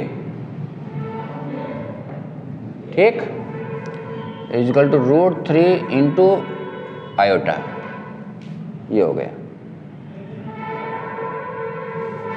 ठीक है ये अब जैसे 6 है इसको आप लिख सकते हैं ना -2 इंटू -3 ये अब आप इसको अलग अलग नहीं कर सकते यानी आप ऐसे नहीं लिख सकते उल्टा भी ऐसे नहीं लिख सकते, इसको ऐसे भी नहीं लिख सकते और इसको ऐसे भी नहीं लिख सकते।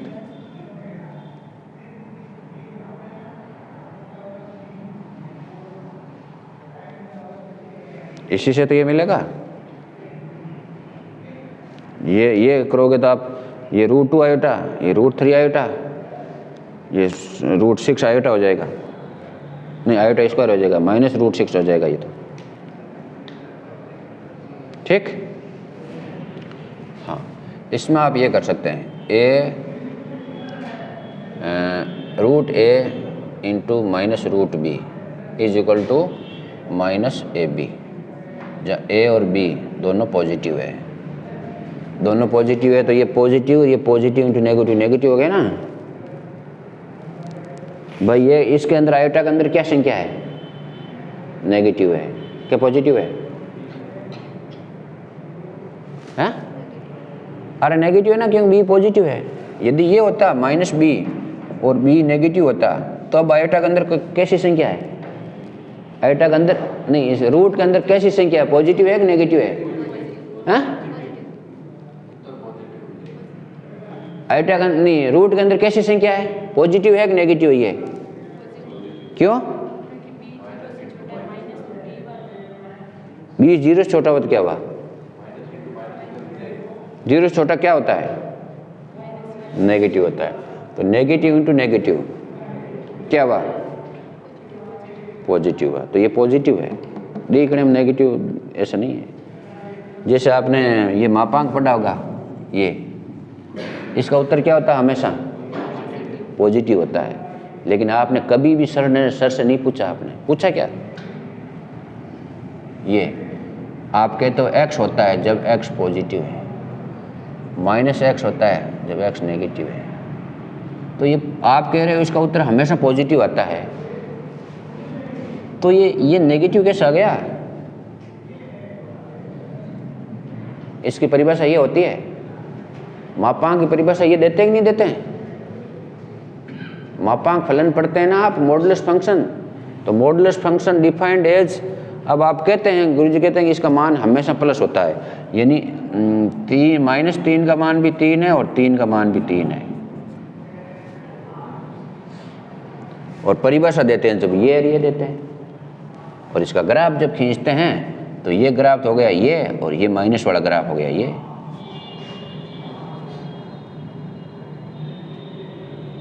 बता दिवेश, बता नेगेटिव के ना हो।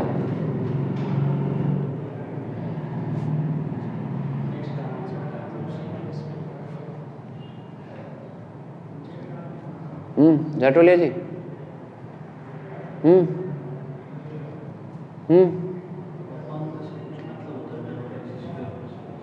मतलब नहीं होता। दिव्यांश ने सही बताया बिल्कुल, और ये बाम्बू साहब ने सही बताया। ये नेगेटिव नहीं है, ये दोनों ही पॉजिटिव है, ये भी प्लस है ये भी प्लस है।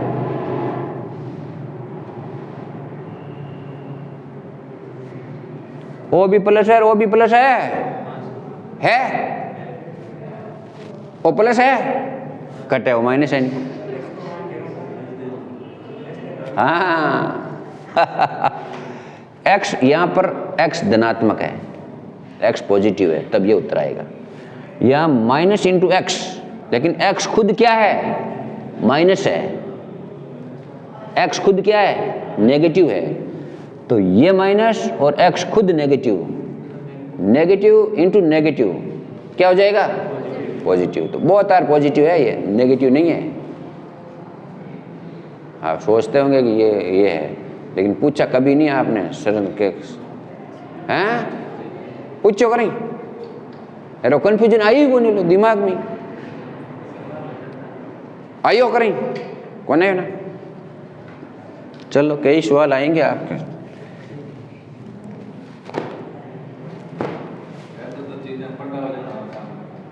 हाँ हाँ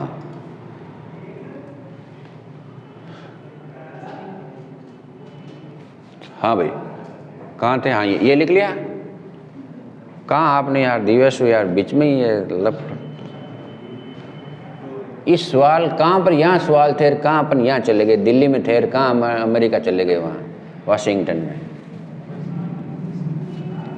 कोई बात नहीं, शेयर करके आ गए कौन।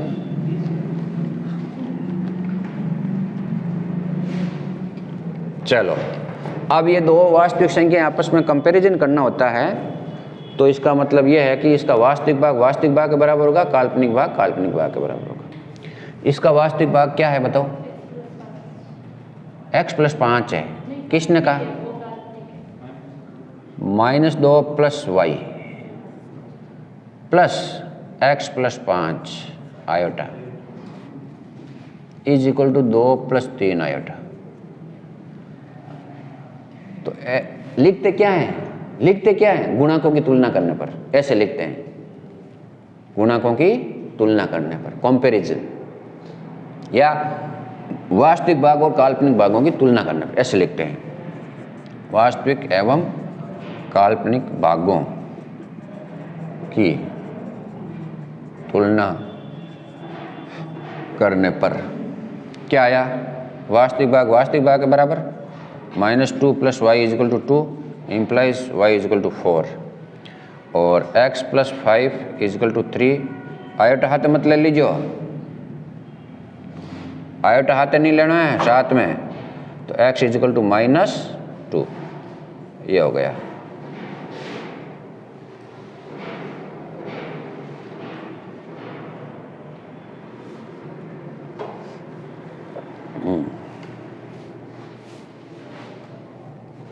लिख लिया?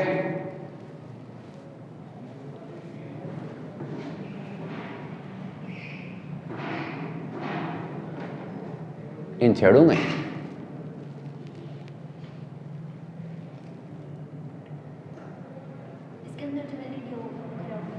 इसके अंदर जो एलईडी वो खराब हुई, ये खुद एलईडी नहीं है क्या? इनके अंदर तो बल्ब है, बल्ब है, बल्ब है, बल्ब है। एलईडी की फुल फॉर्म क्या होती है? Light emitting diode. हैं? Light emitting diode. इमिटिंग के इमिशन इमिटिंग भी होता है। डायोड होता है इसके अंदर। डायोड लाइट देता है क्या? डायोड क्या? एन पी एन वो डायोड, दो तरह के डायोड होते हैं ना। डायोड का मतलब क्या है? डायोड क्या काम आता है? हैं? मेन डायोड का काम क्या है? लोड पर अगर ज़्यादा एनर्जी का मान आ जाएगा तो लोड खराब हो जाएगा। हाँ। उसको बचाने के लिए रिएक्शन की डायोड लगा सकते हैं। ज़्यादा एनर्जी इसके अंदर पास नहीं होने। अच्छा, ये बात है क्या? डायोड मेरे हिसाब से डायोड को एकदम धारा का दिशा को दृष्टिकरण के लिए काम आता है। ये दिशा,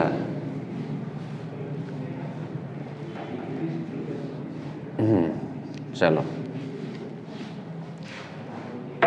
हाँ, नंबर 1, 2 का जोड़। तो ये जो अपन प्रॉपर्टी है, एक तो है closure property, closure property for addition. अपन प्लस ले रहे हैं अभी, है ना?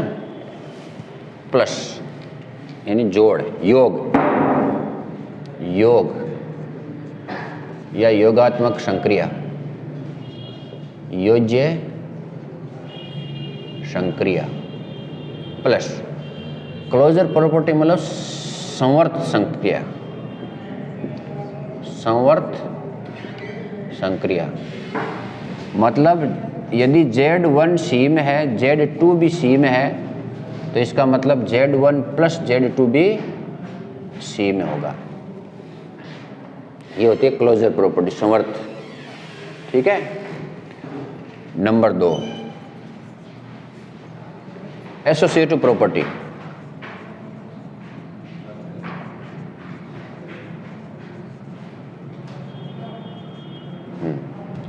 ये है साहचर्य। साचार्य का मतलब होता है Z1 plus Z2 plus Z3 या Z1 plus Z2 plus Z3। हाँ, इससे पहले अपन को ये 2 नंबर, ये 3 नंबर दो आप, 2 नंबर अब 2 ये लिखो आप। कॉम्यूटेटिव प्रॉपर्टी,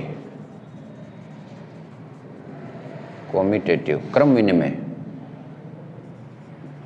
क्रम विनिमय गुणधर्म। कॉम्यूटेटिव प्रॉपर्टी क्या होती है? Z1 प्लस Z2 बराबर Z2 प्लस Z1।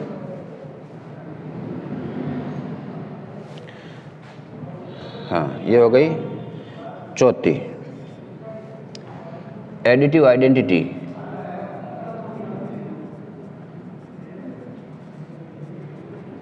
यानी योगात्मक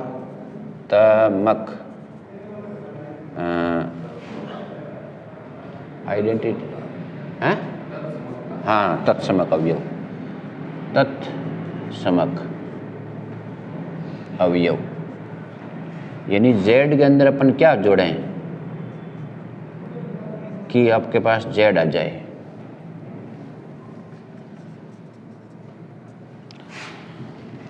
हाँ, Z1 प्लस 0 आएगा बराबर Z1 बराबर 0 प्लस 0 आएगा प्लस Z1। तो 0 प्लस 0 आएगा योगात्मक होती है। ठीक है। नंबर 5, एडिटिव इनवर्स, योगात्मक प्रतिलोम।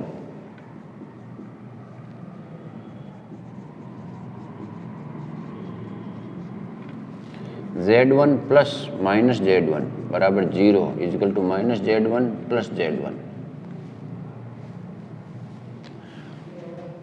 सेम टू सेम मल्टीप्लिकेशन के लिए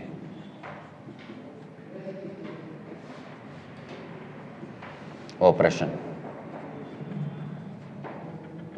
गुणा गुणन संक्रिया। नंबर 1, क्लोजर प्रॉपर्टी या binary closure property. Z1 belongs to C, Z2 belongs to C, तो इनका गुणा भी C में होगा। Number 2, commutative property, property Z1 into Z2, Z2 into Z1। ये Z1 Z2 Z3 है ना, C में है। Z1 Z2 Z3 ये C का बिलोंग करता है। नंबर 3, एसोसिएटिव, Z1 Z2 को गुणा करके Z3 से कर दो, या पहले Z2 Z3 को करो फिर Z1 से करो। 4, मल्टीप्लिकेटिव इनवर्स, मल्टीप्लिकेटिव आइडेंटिटी, यानी Z को किस से गुणा करें कि उत्तर 1 आ जाए। नहीं सॉरी, Z को किस से गुणा करें कि उत्तर Z आ जाए? 1 से। 1 इंटू Z। 1 क्या है? 1 प्लस 0 आयोटा है। ये मल्टीप्लिकेटिव आइडेंटिटी है, गुणा। ये एडिटिव आइडेंटिटी 0 प्लस 0 आयोटा है, 0 प्लस 0 आयोटा है। 5, मल्टीप्लिकेटिव इनवर्स, Z को किस से गुणा करें कि आइडेंटिटी मिल जाए, या किस को Z से गुणा करें कि ये मल्टीप्लिकेटिव आइडेंटिटी मिल जाए। 1/Z, 1/Z, लेकिन Z है वो 0 नहीं होना चाहिए। और 1/z को z इन्वर्सन लिखते हैं, तो ये हो जाएगा z इंटू जेड इन्वर्स बराबर 1 बराबर z इन्वर्स इंटू जेड।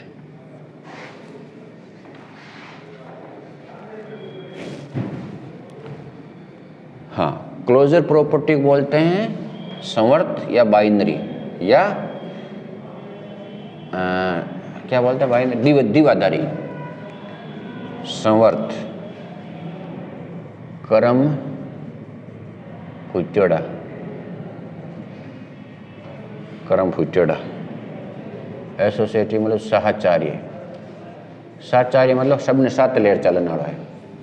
इन्हें हूँ गुणा कर दिया था रिसा आई जाए भाई पहली मारू गुणा कर है कहवे ना कि भाई पहले बिन बुलाए लिए मन को बुलाए और ब्याह में जबकि बात को नहीं। ओके साचार्य मिल के रहो आप, भले यूँ गुणा करो पच यूँ कर लियो, भले आए न कर पचाट करो, उत्तर बराबर ही।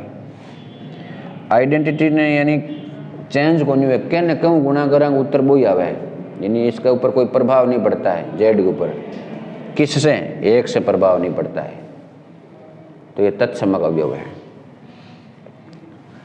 और जेड को किस के साथ ऑपरेट करें कि उसका उत्तर आइडेंटिटी आ जाए, इनवर्स से।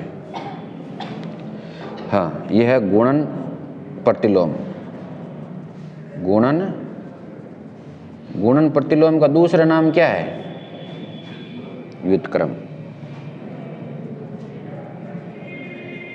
यहाँ इसका नाम व्युत्क्रम नहीं है। योगात्मक प्रतिलोम का मान व्युत्क्रम नहीं है। व्युत्क्रम कहो या गुणात्मक प्रतिलोम कहो एक ही बात है। इसको बोलते हैं इंग्लिश में रेसिप्रोकल। तो ये प्रक्रिया गुणा के लिए और प्लस के लिए,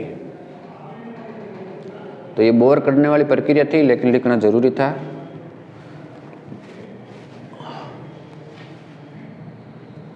हाँ, कॉम्यूटेटिव मतलब एक दूसरा को क्रम चेंज करे जन कोई फर्क कौन पड़े, इन्हें लिखो बोले इन्हें लिखो, फर्क कौन पड़े। प्लस में गुणा में जैसे वास्तविक संख्याओं के लिए होता है ना, 3 + 4 = 4 + 3 होता है, 3 × 4 = 4 × 3 होता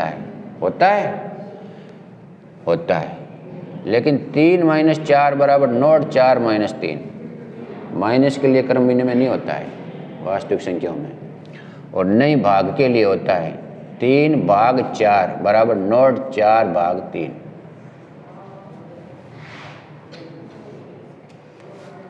और यही एसोसिएटिव प्रॉपर्टी भाग के लिए नहीं लगेगी, एसोसिएटिव गुणा और प्लस के लिए लगेगी। एसोसिएटिव और कम्यूटेटिव गुणा और प्लस के लिए है।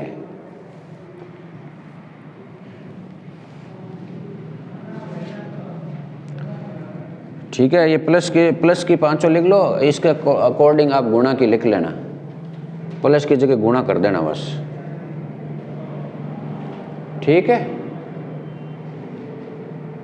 हाँ साफ कर दियो। अरे ये बोरिंग, ये तो बताना ही नहीं था, लेकिन इसका भाग है 11, 12 वालों को नहीं बताते हैं क्योंकि वो समझते नहीं उस टाइम साचार्य क्या है। आप तो समझते हैं ना, क्योंकि आप ग्रुप पढ़ चुके हैं, ग्रुप थ्योरी पढ़ चुके हैं ना आप। बीएससी में ग्रुप थ्योरी नहीं पढ़ी क्या? समूह सिद्धांत तो वहाँ नहीं आते क्या? समर्थ, साहचार्य, क्लोजर, आइडेंटिटी, तत्समाकर आता है। हाँ, अब इधर देखो कि ये जैसे Z1 = 2 + 3 आयोटा है और Z2 = 5 ± 5 + 7 आयोटा है, तो इन दोनों को जोड़ोगे तो कैसे जोड़ोगे? वास्तविक भाग जुड़ेगा, काल्पनिक भाग से जुड़ जाएगा।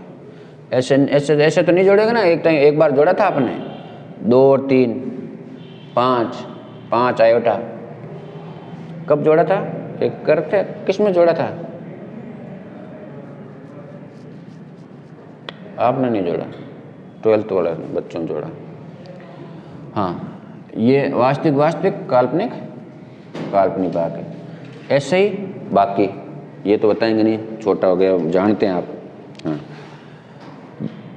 जैसे Z1 = A + आयोटा B है और Z2 = A1 B1 A2 + iota B2 है, तो Z1 + Z2 क्या हो जाएगा?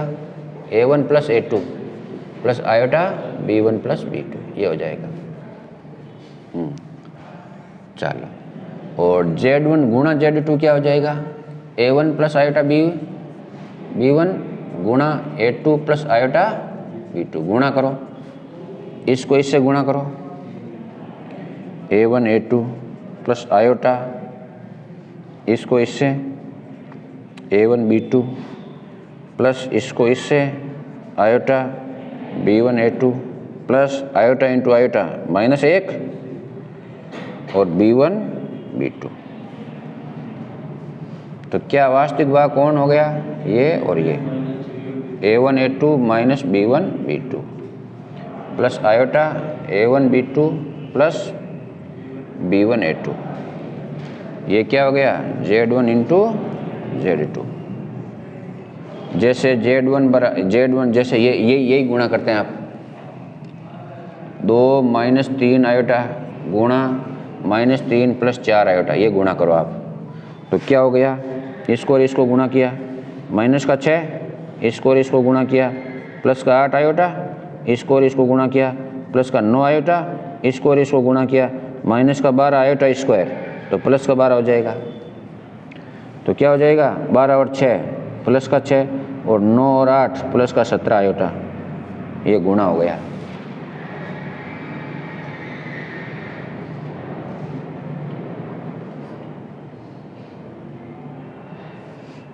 लिखने की जरूरत पड़ेगी क्या?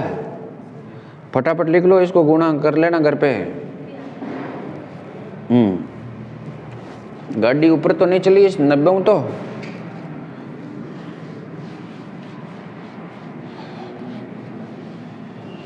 चलो, अब देखो आप भाग, इसमें थोड़ा ध्यान रखना है कि Z1 जो है A प्लस आयोटा B है, A1 B1, और Z2 है वो A2 प्लस आयोटा B2 है। तो Z1 अपॉन Z2, तो A1 plus iota B upon A2 plus iota B। अब जैसे परिमेयकरण करते हैं ना, उसी तरह इसकी संयुग्मी संख्या जो अब बाद में आगे पढ़ेंगे, इसकी संयुग्मी संख्या से गुणा करेंगे, संयुग्मी संख्या से। तो Z1 upon Z2 is equal to A1 plus iota B upon A2 plus iota B2। इस नीचे वाले की संयुग्मी संख्या, यानी आपको हमेशा क्या करना होता है? नीचे जो आयोटा है उसको हटाना होता है। तो नीचे वाले की संयुग्मी संख्या यानी जो आयोटा का जो गुणांक है, वो आयोटा का जो चिन्ह है वो चेंज करना, आयोटा का। जैसे उसमें अपन करते थे ना 2 प्लस √3, इसका परिमेयकरण करते हैं तो इसके रूट के जो आगे होता है उसका चिन्ह चेंज करके ऊपर नीचे गुणा करते हैं। बस यही यहाँ करना, आयोटा के जो गुणा है उसका चिन्ह चेंज करके। तो ये हो जाएगा A2 minus iota B2 upon A2 minus iota B2। हाँ, ऊपर का गुणा वैसे ही जैसे अपन ने यहाँ किया था, A1 A2 minus iota A1 B2 plus iota B1 A2 minus का प्लस आयोटा स्क्वायर प्लस हो जाएगा B1 B2। तो ये हो जाएगा आपके, ये प्लस और ये माइनस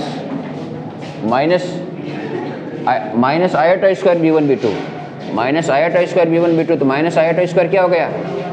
प्लस, तो ये प्लस हो गया upon A plus iota B into A minus iota B, यानी A प्लस B गुणा A माइनस B। तो A2 square minus iota B2 का square, A square minus B square. ऊपर वास्तविक भाग A1 A2 plus B1 B2 plus iota B1 A2 minus A1 B2 upon A2 square minus iota square B2 square plus B2 square. तो ये हो गया Z1 Z2। ठीक है, अब Z का प्रतिलोम, Z का प्रतिलोम, Z का Z बराबर X प्लस आयोटा Y का प्रतिलोम, सॉरी गुणात्मक प्रतिलोम। गुणात्मक प्रतिलोम क्या हुआ? Z इनवर्स क्या हो जाएगा? 1/z। तो z inverse 1/x plus iota y। अब नीचे से z हटाना है तो क्या हो जाएगा, इसको क्या किससे गुणा कर देंगे, x माइनस आयोटा y से। तो ऊपर क्या हो जाएगा, x माइनस आयोटा y बट्टा x square plus y square, क्या हो जाएगा, z इन्वर्स। तो z इन्वर्स क्या हो जाएगा, ये हो जाएगी z की संयुग्मी संख्या, जो अपन बाद में पढ़ेंगे, अभी पढ़ा नहीं है। और ये हो जाएगा z के मापांक का स्क्वायर।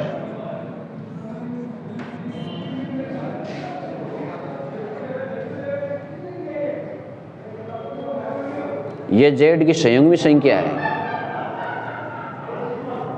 कहला हंसी आवा,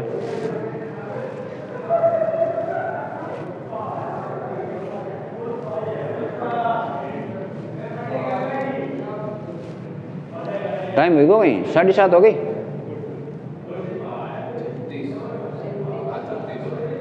कम है, अच्छा हाँ। अब ये जो सिंपल कैलकुलेशन है इसकी, हाँ भाई लिख लिया, लिखो।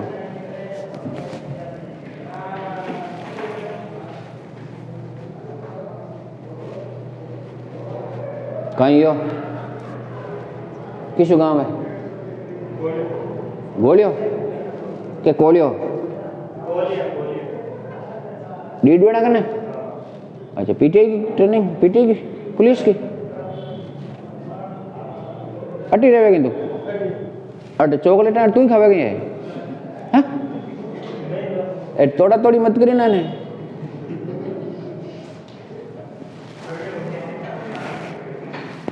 तो एक दो माँ की राख दिया कर बचे।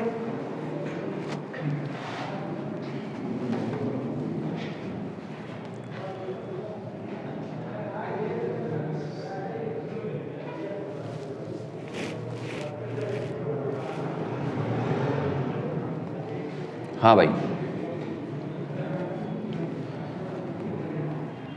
देखो, अब आप ये तो कर लोगे ना, जैसे ये है 2 + 3 आयोटा इंटू -3 + 4 आयोटा है, नंबर 2 3 - 5 आयोटा बट्टा 1 + √3 आयोटा, नंबर 4 2 + 3 आयोटा का क्यूब स्क्वायर, नंबर 5 1 2 - √5 आयोटा का क्यूब, नंबर 6 1 बट्टा या z बराबर 2 + 3 आयोटा हो तो z का योगात्मक प्रतिलोम, नंबर 2 z का गुणात्मक प्रतिलोम।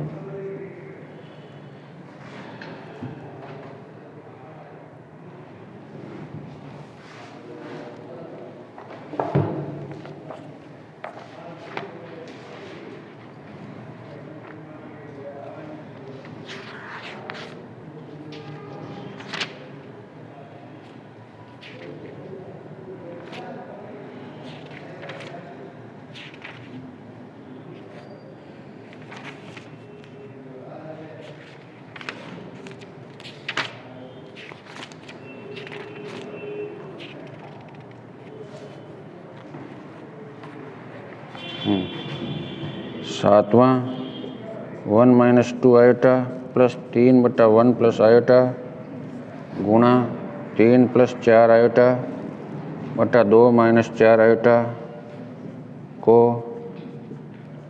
मानक रूप में लिखो।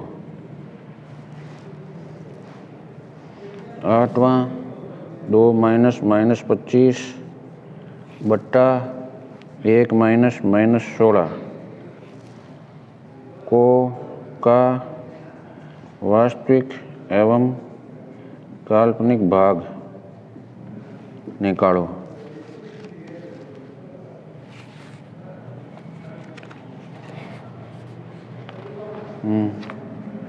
नम्मा 1 + 7 आयोटा बटा 2 माइनस आयोटा का होल स्क्वायर को मानक रूप में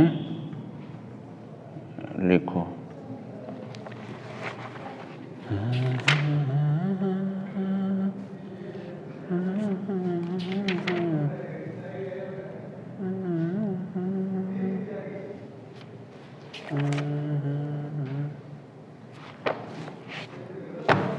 हाँ नितिन, नहीं क्या नाम, सचिन, बंद करें।